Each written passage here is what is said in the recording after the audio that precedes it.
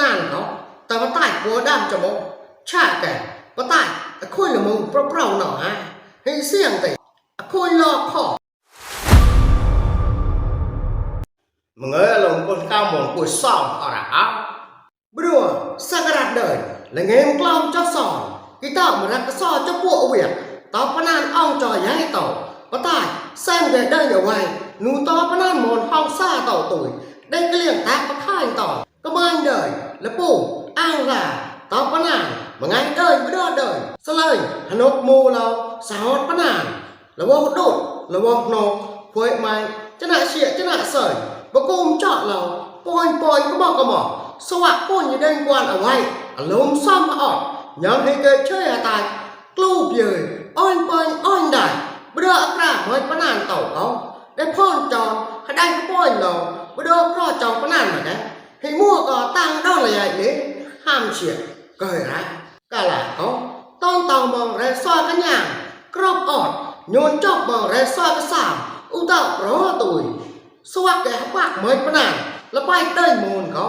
ต้องเต่าอักขะคุณอักราโปรวอซ่อนมาแก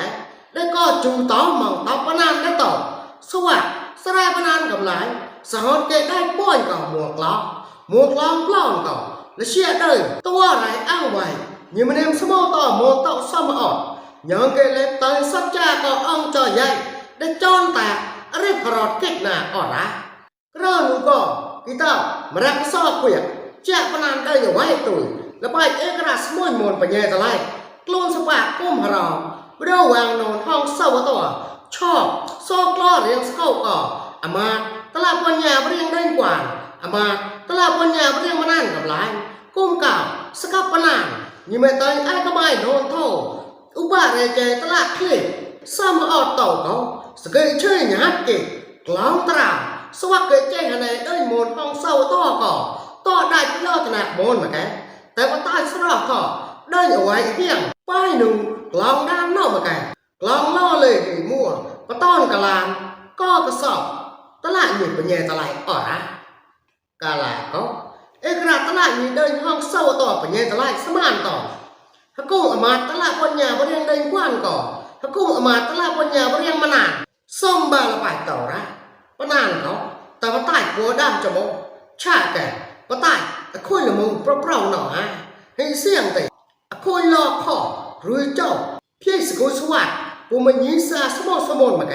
แต่อ่องจะได้รู้